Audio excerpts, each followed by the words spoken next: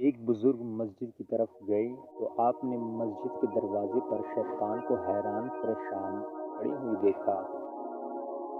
انہوں نے شیطان سے پوچھا کیا بات ہے؟ تو شیطان نے کہا اندر دیکھیے۔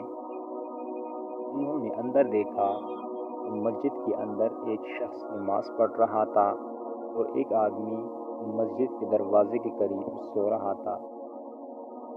شیطان نے بتایا وہ جو اندر نماز پڑھ رہا ہے اس کے دل میں وسوسہ پیدا کرنے کے لیے میں اندر جانا چاہتا ہوں، لیکن وہ جو دروازے کے قریب سو رہا ہے یہ روزے دار ہے۔ یہ سویا ہوا روزے دار سانس لیتے ہوئے جب سانس باہر نکالتا ہے تو اس کی سانس میرے لیے شعلہ بن کر مجھے اندر جانے سے روک دیتی ہے۔ میں اس پریشانی میں پڑا ہوں۔